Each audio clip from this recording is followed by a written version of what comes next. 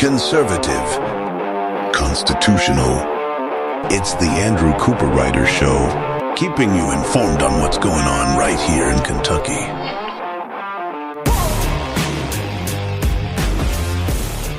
And welcome everybody to the Andrew Cooperrider Show, the only Kentucky daily show that gives you the news, well, daily, 5 days a week, that gives you news, commentary, information from a constitutional, from a conservative viewpoint. We've been going over for the past 2 days some out of control spending that will continue today as we discuss that. Look, I'm going to be honest with y'all. It is not easy finding all this information I've been giving you. These are not things that are reported on in the newspapers. You're not going to find these on your local TV channels. This is the kind of information you have to go digging for, and you got to know where to look. And so it's important that, well, this information get out there, though, because I think it's incredibly important to hold our governments accountable. But the only way it gets out there is if you do your part and sharing about the Andrew Cooperrider Show, whether that's telling others to tune in on WZXI at 9 a.m. Monday through Friday, or to check it out online elsewhere at 1 p.m. You can always head over to theandrewshow.com. Once again, that's theandrewshow.com to go ahead and check out different ways you can listen to it. You can see old episodes, old shows, things like that. That's always a good resource for anybody looking to stay up to date. But I want to encourage you to go ahead and be sharing this with others. And then also as well, if you've got questions, concerns, comments, you think I'm getting something wrong, feel free to email me at info@theandrewshow.com. Once again, that's info@theandrewshow.com. Now, we will be digging more into crazy out of control spending. We're going to focus on the Kentucky Council of the Arts today, and we're going to be doing that because, well, frankly, while the dollar amounts aren't as eye-popping as the near $75 million of waste we've already covered the last 2 days, what they're spending it on and how it's being used against our very values as Kentuckians, and how it continues to create this kind of division that we see in our country and our state, well, that is particularly egregious. So we'll be digging into that. But first, that's later on today. So those of you who listen to the show know I talked about a CDC contract that Kentucky did. I think I talked about this 2 days ago. And it was a $1.3 million contract for Kentucky to take a survey of 4,500. So they issued this contract out. The state of Kentucky was acting on behalf of the CDC to get 4,500 live answer surveys on landline and cell phones to study racial disparities in healthcare in Kentucky. And that was a cost of $1.3 million, or nearly $300 per completed survey, because they had to do 4,500 of them. So 4,500 of them. And, generally speaking online, people have recognized right away intrinsically what a waste this is, but some people have decided that this is perhaps slightly debatable, that maybe I'm wrong to be pointing this out as a misspending. And I think I would be remiss if I didn't point out just how crazy this contract is on several levels. First is it a good thing for government to even study? Well, that's got to be broken down into two roles. One is, should government really be involved with healthcare at all, which is kind of debatable. The more government has gotten involved with our healthcare, the more expensive and worse it's gotten. Keep in mind, we've been studying the certificate of need laws issue here in Kentucky for several months now on the Andrew Cooperrider Show. And what we see is that government is already regulating healthcare so much that they say the free market can't step in to help lower the price point. And they point to things like Medicare and Medicaid not paying out enough. So therefore, private pay and self-pay people have to pay significantly more to make up the difference when they go and get services from hospitals. And this is why Kentucky has to have an enforced monopoly on healthcare like we do now. And so that's the first thing that's debatable. Now, people who say, no, government, of course, should be involved in healthcare because, well, we can't just have people out here operating in healthcare willy-nilly. However, I think it's worth pointing out that the private people bringing malpractice lawsuits, have done more to regulate and change the healthcare industry more than the government ever did. This was the entire idea behind country, behind freedom, behind the free market, is that if somebody enacts damages on you, you get to sue them, not just to make up for, to give you reparations for the damages that they have caused, to compensate you for it, but also to discourage the kind of behavior in the future. That's the entire point of it. And those types of actions have done more to regulate the healthcare system than anything else. And you know this because when you talk to doctors or people in healthcare, one of the biggest things they want from government right now is tort reform. They want to tamp down the amount that they can get sued by private citizens. They're not saying they want less regulation from the government. I hardly ever hear hospital systems asking for less regulation. They're always asking for more regulation. Specifically in tort reform, that tells you that government is helping hospitals' bottom lines more than they're helping lower the cost of healthcare. So that's the first question. But second, let's say you believe that government should be involved in this way in healthcare. Well, should government in the first place be studying racial disparities in healthcare? Is that even a worthwhile thing to study if they're already involved in healthcare? Well, this is the thing, is the claim that healthcare is actually racist. Is that a real thing? Is that even possible, right? And this is where we go into causation versus correlation. So it could be based on more so on things like geography and socioeconomical class as far as healthcare disparities than the fact that they're Black. I mean, let me ask you this, okay? Do you really think, so let's say you're doing this survey, and let's say their contract required them to talk to at least 500 Black Kentuckians, but let's say all 500 they talked to, or the vast majority of them, all earned over $150K a year. Meanwhile, the white people in the study that they looked at were all earning less than $40K a year. Who do you think would have better healthcare outcomes? Who do you think would be actually experiencing more healthcare disparities? The white people earning less than $40K or the Black people earning $150K or more? So really, the skin color doesn't have anything to do with it as much as the social economical status and geography does.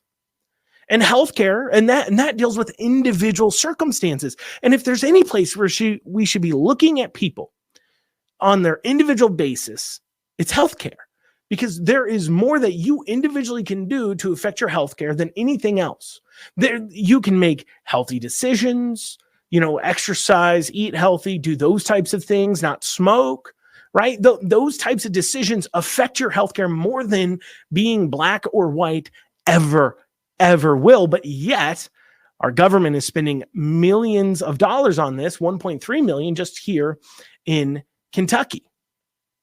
Now, members of the contract review committees, I've dug into this contract, and the another one that got a lot of attention was the Western Kentucky University contract, where it's a relatively small contract, $27,500, but the contract was for WKU. So the legislature was approving a contract for WKU to purchase a lobbyist to lobby the legislature. So it's kind of this weird situation where the legislature was approving a contract that would then lobby them. That's kind of crazy. And the fact that we're in a government and a governmental system where the legislature is approving lobbying contracts that's for lobbying them tells you that something is greatly mistaken. Something's wrong. But the members of the contract review committee have taken issue with people coming after them, saying, look, there isn't much we can do about a lot of these contracts. We simply can look at them, ask them questions, but there's nothing we can do to really stop them, to which I say you are mistaken. There's a lot you can do, and I think this is a cop-out by those legislators. And I'll be going into what these legislators could do, that process behind the contracts, and what they can do to stop this out-of-control spending, specifically on the contract review side, after this short break, because you're listening to the Andrew Cooperrider Show, which is your source for Kentucky politics. As always, reach out to the show. Email me at info@theandrewshow.com. Once again, that's info@theandrewshow.com. We'll be back after this short break. And you are back with the Andrew Cooperrider Show, your source for Kentucky politics from a conservative standpoint. The show you love to listen to, I hope. Before the break, we were talking about we were going over some of the contracts we talked about the last 2 days. This out of control spending we've seen that the contract review committee, the legislatures, have just kind of rubber stamped it on through. And now some legislators have taken issue with this characterization because they say, well, look, we can't do much to stop it. Understand what the process is. Okay. So there's discretionary spending that the executive branch gets to do. So the legislature, they appropriate funds into pots, and then it's up to the executive branch of how they want to spend that money for the vast majority. Though when it comes to issuing contracts, not when it comes to issuing, grant proposals or other incentives like that, but when it comes specifically to contracts, there's a statutory committee called the Government Contract Review Committee, where the legislators get to weigh in on these contracts as they're coming through. Now, if they don't like a contract, they decide to question it, ask some questions, and then they vote to disapprove said contract.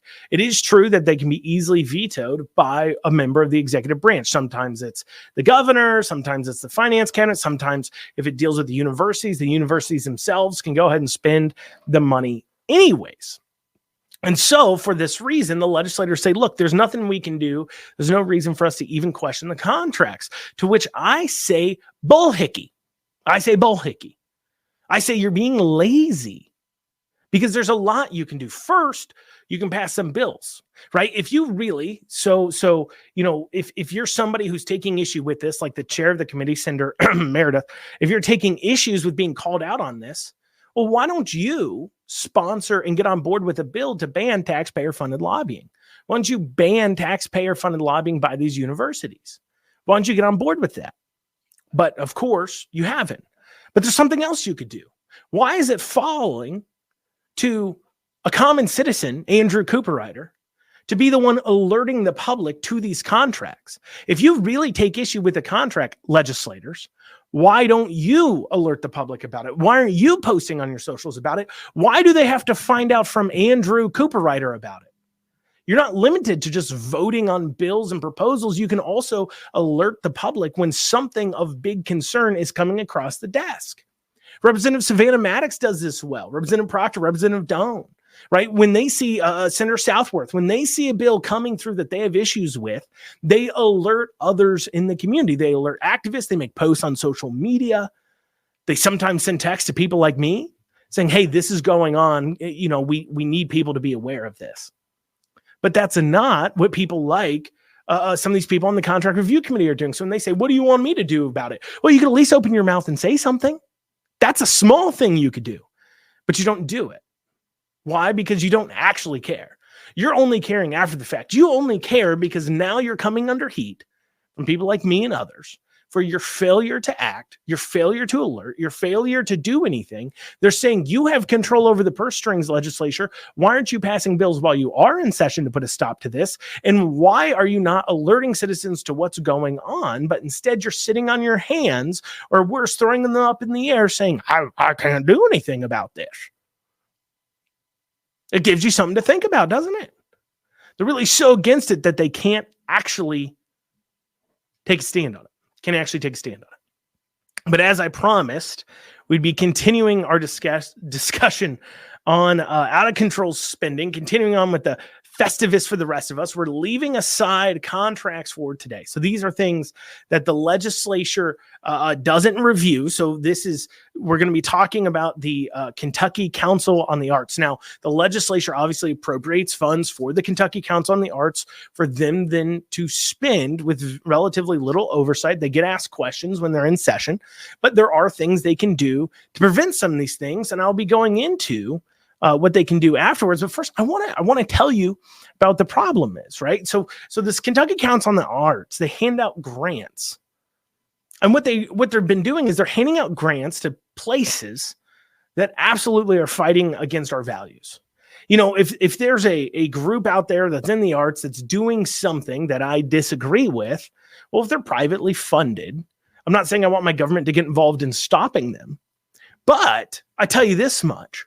What I don't want my government doing is taking my tax dollars that they've taken from me by force, by the way, and from you by force, and then using it to spend on this kind of craziness. And let's go into what some of this craziness is. First off, the Kentucky Council on the Arts. They've given money to PONES, P-O-N-E-S. I don't really know what that stands for. They seem to do a lot of work in Cincinnati. They're kind of a dance troupe. Their work, though, includes promoting drag queens out into the public. And according to their own mission statement, PONES is a collective of over 50 dancers of various ages, abilities, body types, races, and backgrounds. Our team is intentionally diverse to continue our efforts to break down that Eurocentric lens through which our art form is often viewed. Eurocentric lens. Now, these are clearly far left talking points and flags, pushing forward drag queens, talking about, view things through Eurocentric lens. Oh, the Western society, down with it, communism, blah, blah, blah. So how much have we given them? $3,706. $3,706 to fund their important work of breaking down that Eurocentric lens, as well as promoting drag queens. That is, of course, assuming they're not in Cincinnati doing it while we are giving them money. Here's another one. We got the Lexington Arts League, which is known for their nude biennial, where they feature nude artwork. Really a fun night for the whole family, right? How much do they get? Well, they get $6,746 this year. That does buy a lot of nudes. I would say. We got Lex Arts, who's done wonderful programming like the Juneteenth celebration, the Crown Act Memorial Unveiling, which is dedicated to Black people's hair. No, I'm not kidding. Black people's hair. The Crown Act is about some sort of racism and something to do with Black people's hair. Apparently, there's just this massive amount of racists out there who are, they're subjugating Black people or being racist or somehow because of their hairstyles. I don't know, but so they unveiled a mural to the Crown Act. They had a Say It Loud Black and Proud event. Imagine a white and proud event night, right? Might be considered a little racist. Or how about their queer literary hoedown, which quite honestly, I can make a lot of jokes about, but I've got a lot of these programs to get through. But, you can just imagine what kind of jokes I can make about the queer literary hoedown.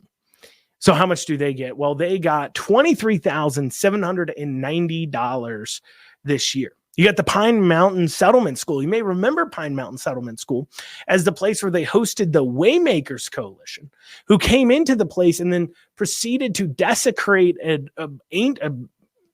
100-year-old church, that was active church with Hindu symbology that led to the community in the area coming up, Hindu and atheist, symbology going on there that led to the people in the area going up and basically saying, Waymakers, you got to get out of the church. Not the Pine Mountain Settlement leadership. No, but the people of the community said, this is a church that is centric to our community. This is an ancient church for us, not ancient, but an old church for us. You're not going to come into our Christian church that's over 100 years old and desecrate it with your atheist and Hindu ideology. You need to get out of our church. They came up there to hold them accountable for that. Although Pine Mountain Settlement School got $15,796 this year. The Actors Theater of Louisville, who has a monthly show called the After Show, which is hosted by two drag queens called Dusty Ray Bottoms and Mayonnaise. It's billed as a show where drag and Broadway combine, though it's late at night. So even though it is late at night, don't forget to bring the kids, because here's one from October 5th. The After Show hosted by Dusty Ray Bottoms and Mayonnaise, joined by local touring and youth musical theater performers at 10 p.m. at night. So at 10 o'clock at night, they're having a drag show featuring youth theater performers. That doesn't sound wrong at all, does it? That doesn't sound like sexual deviance. That doesn't sound like taking advantage of children. No, that doesn't sound like exposing children to porn and sexuality and sexual performances. At least you think that this is just a one-off for this theater. Its literal logo for this group, the Actors Theater of Louisville, it prominently displays the gay pride flag, the really ugly one with all the colors that they can think of, where it looks like somebody just, ate a box of crayons and vomited on a piece of cloth. So how much are you giving them to host their drag shows? How much do you give them for taxpayer-funded drag shows?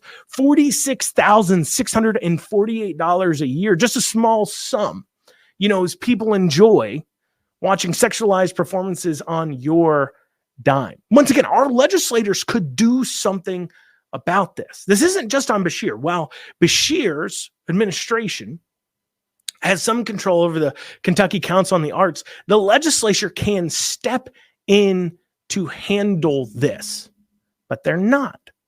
It's not as if they're not aware of the issue. I was featuring when I was running for state treasurer earlier this year, and I was talking about fiscal responsibility in the state. I was talking about places where we can save money. I was talking about how the state treasurer could be calling out of control spending, just as I've done these last few days, and how it could be a fulcrum and a leverage point for getting fiscal policy done, conservative fiscal policy done. I was talking about things like this. In almost every speech, I mentioned that we're giving thousands of dollars to LGBTQ performers like this, and we're stealing people's tax dollars and funding them.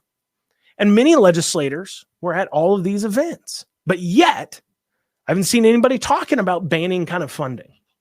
But we'll go more into that here after this break. I wish this was it, but guys, I've got a lot more money that we're giving out to this kind of out of control behavior.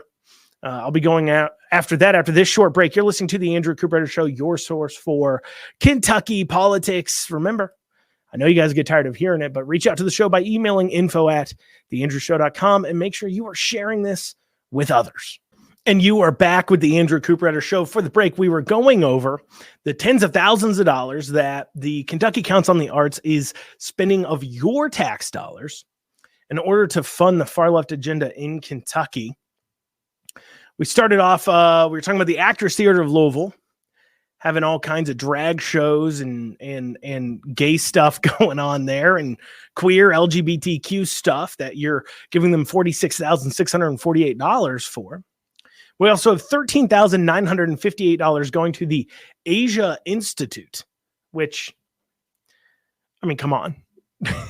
I mean, we already gave them several million to build a Asian garden in downtown Louisville, right? But I guess, another $13,000 for the Asia Institute, really important stuff. Continuing on, though, we got Looking for Lilith, which is a far left actors troupe that focuses on racial and gender justice through plays. Their website, it proudly displays the Black Lives Matter logos, and it also includes an apology to all the Native Americans who they've stolen land from. Of course, they aren't going to be giving, the land back, but they are sorry that they perform in a theater that apparently used to be Native American land. They got $4,685.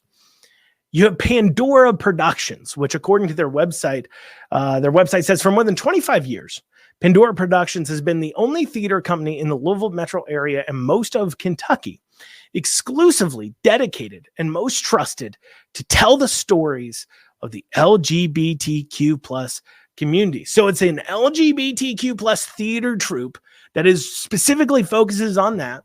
They get a cool $7,180 this past year.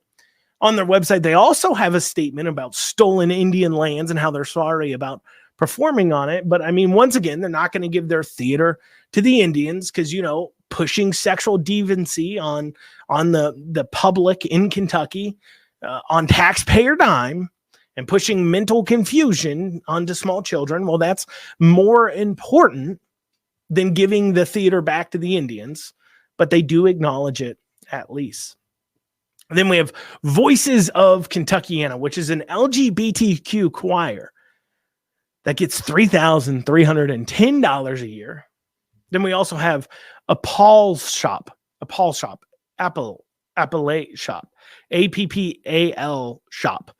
who supports who, according to their website, supported a music education camp for girls and gender non-conforming teens.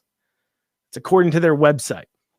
They get $31,322. Now, look, there's tons of other places that Kentucky Arts Council is giving money to that I didn't call out on the list. While I generally think, we need to be taking care of roads and bridges maybe before we worry about some of the superfluous spending like on arts. And I know some people think arts are very important, so don't, bite my head off. I didn't throw on everything onto the list. No, some art programs that help people with addiction, people with disabilities. That's great. Just general performances, creating theater in the area. That's well and good. I wish we could somehow figure out a way to allow these theaters to exist on their own without needing, millions of dollars a year from the Kentucky taxpayer.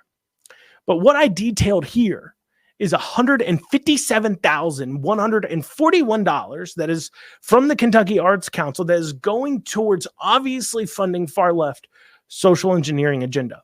I'm saying obviously funding. There's a lot of groups on there where they said things in their mission statements which would lead me to believe that they're far left, but it wasn't as glaring in the face. I wasn't able to just pull up easily just by looking at their website. I'm sure if I dug into some of their productions, I would find more far left engineering. But this $157,141, this is money being forcibly taken from us and then used in this way.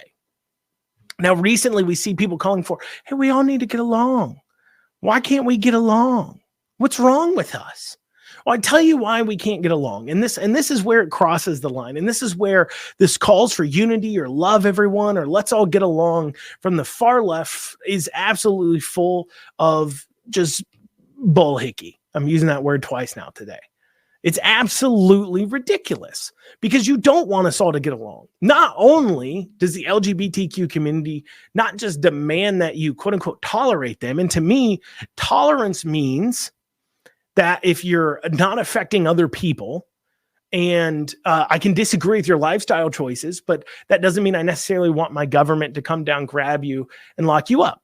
While I disagree, generally speaking, with the LGBTQ community, I don't want the government to come in and arrest them forcibly. While I think their lifestyle is sinful and degenerate, I'm not saying I necessarily want to pass laws to take it away from them. When it comes to the T side of things, it's not transgender people that I'm concerned about, but it is the healthcare community that is somehow selling this idea that chopping body parts off people is mental health care.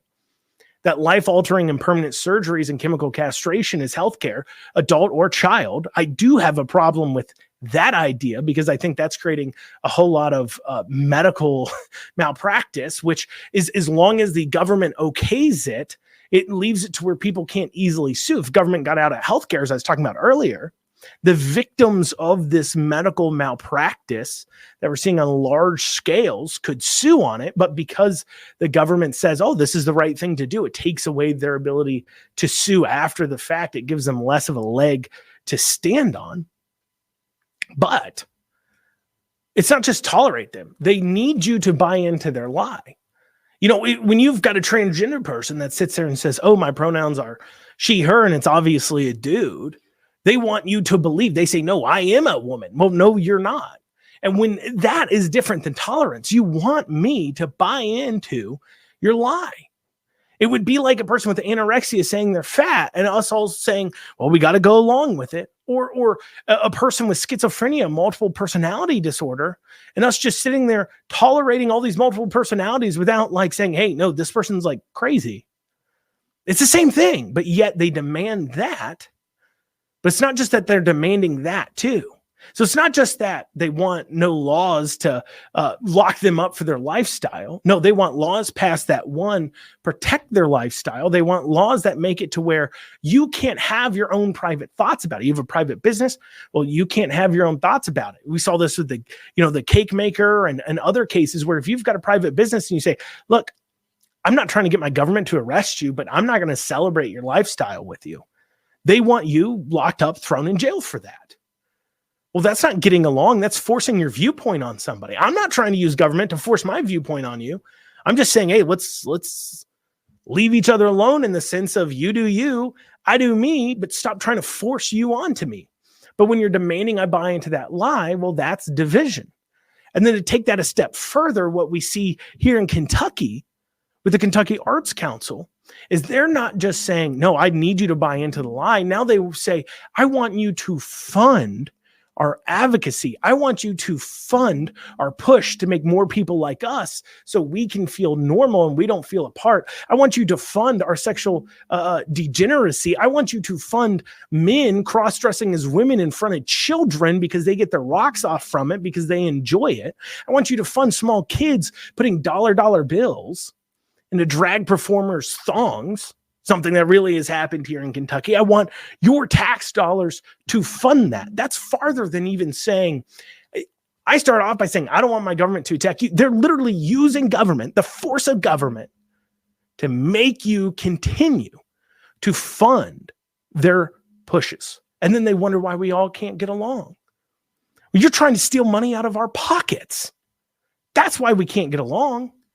You're not just trying to corrupt my kids and corrupt society and attack our viewpoints, the Judeo-Christian values that have kept our country together for so long. No, you're trying to, using the force of government, which comes at the end of a barrel of a gun, you're willing to use governmental violence to force us to pay for your push, your advocacy.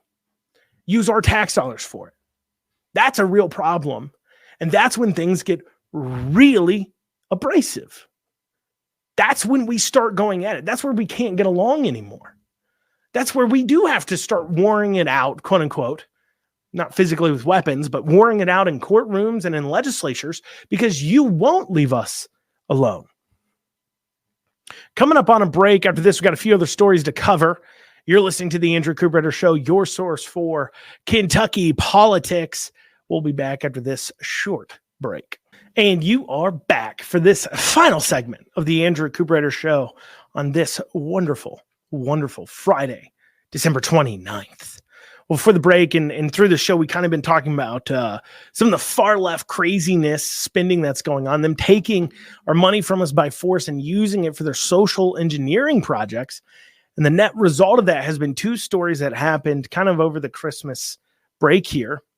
First, recently, we've been seeing Covington City Council, as well as Lexington City Council, has had a few instances of this, where we've got pro-Palestinian, anti-Israel, free Palestine, from the river to the sea. Palestine should be free people, obviously people calling for the destruction of the state of Israel. And regardless of kind of how you feel about the conflict and America should be involved or not. And like I said, I don't often go into national politic issues, but my general feeling is that, this is Israel's fight and, America shouldn't really involve itself in a lot of foreign entanglements. That's goes into our Constitution. I know some people listening to this will say, no, we've got to give a lot of money to Israel and so on and so forth. And it's just, the show isn't about that. But, we all have our own opinions on it. But one thing I think anybody who's slightly civilized should think is that, well, generally speaking, destroying the entire state of Israel shouldn't be something we're advocating for. But yet we see a lot of far left liberal agitators here in Kentucky pushing that. And so we saw, and these people, they're not just these free Palestine people, right? They're not just advocating for the destruction of Israel, but they are people advocating for the reason why they are who they are is because they hate our values. They hate the West. They hate America. They hate everything we stand for. They're not just racist, but they hate us. They deserve no support. Lexington City Council shouldn't even be giving them a moment of their time. Covington City Council should be saying, look, you all hate this country. Get out. And as evidence of this, we had this recent story out of Lexington where at Veterans Park, the Veterans Memorial to the veterans of the U.S.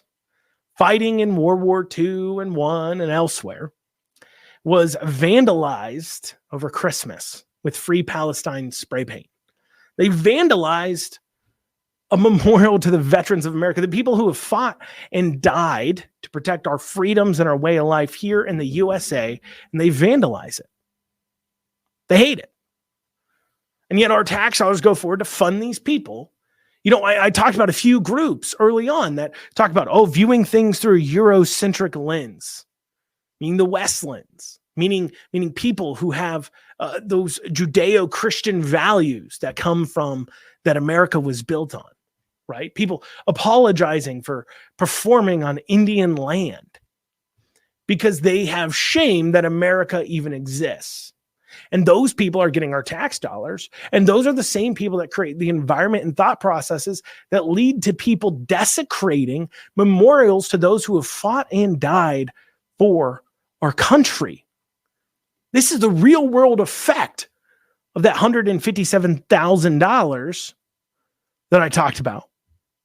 $157,141 I talked about. This is the effect of that spending. It pushes forward these ideologies that hate us, hate our veterans, hate everything we've stood for, hate the people who've died for this country enough that they desecrate it for a country that doesn't even exist. Palestine was never a country, doesn't exist.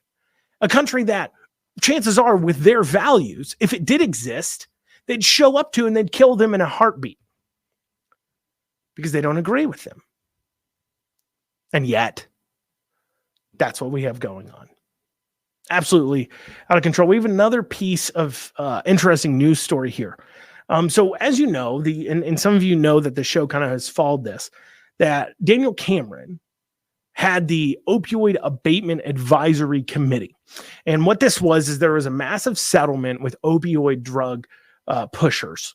And basically they paid out billions of dollars, and every state received hundreds of millions of dollars in order to deal with the drug epidemic crisis, the drug addiction crisis, basically saying that these opioid pushers knowingly pushed a highly addictive drug, used incentive packages and other things, misrepresented and lied to the public and to doctors about pharmaceuticals, and therefore were liable for the massive amount of damage that the addiction to the opioids has created in the U.S. And so therefore they had to pay out billions of dollars, and Kentucky received hundreds of millions of it. And a part of administering these funds, the state legislature set up here recently, a few years ago, the Opioid Abatement Advisory Committee, which was run by the Attorney General. Essentially run by the Attorney General. He appointed the majority of people on the committee. Well, under Cameron, they were looking into something called ibogaine, which is a psychedelic that comes from the iboga, I think, root in Africa. It's a psychedelic that is a controlled substance here in America, mushrooms, and using it to treat addiction. Now, I did an at-length kind of episode about ibogaine. I think it's called the Ibogaine Conspiracy for those who want to go back and listen to it in the past. But I kind of went into depth my feelings on this. But generally speaking, and I know people like to push this idea that, oh, these drugs aren't addictive or psychedelics aren't addictive or what have you. But any chemical that affects your brain chemistry will be addictive in some way, shape, or form. And I'm leery about giving a bunch of people who are already struggling with addiction addictive substances. I just am. But they were setting up this ibogaine initiative here in Kentucky, willing to give $50-something million or $41 million. I think it was $41 million to a companies. They're looking at a few companies to do a public-private partnership to study ibogaine here in Kentucky. Now, this partnership, they had to match those funds, but it was worth to those companies, it'd be worth billions of dollars. Why? Because this is a controlled substance in America. So if a state set up a public-private partnership, it would be the only place in the entire country where you could go to get this ibogaine treatment for addiction. Everybody's looking for this golden bullet solution to addiction. I don't believe it exists because I believe it deals with, human behavior. Humans will always struggle with sin, and those sins take many forms, whether it's addiction. Because keep in mind, there's a lot of people who've taken opioids that don't become addicted to it. I've been on Oxycontin and Dilaudid and morphine, whole kinds of other things for weeks on ends in my life for kidney stones and other things. And I don't become addicted to it. I haven't continued to use it past when I needed to. I'm not trying to score smack out on the street, right?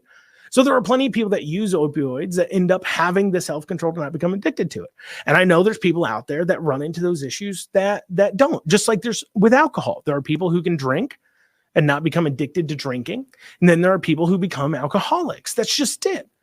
And the people who don't struggle with that addiction, maybe they struggle with a different addiction. Maybe they struggle with some sort of porn addiction or something like that. But everybody has their own demons they're dealing with. There's never going to be a golden bullet, in my opinion, a golden bullet solution to fix us dealing with our sins. It is self-discipline. It is hard work.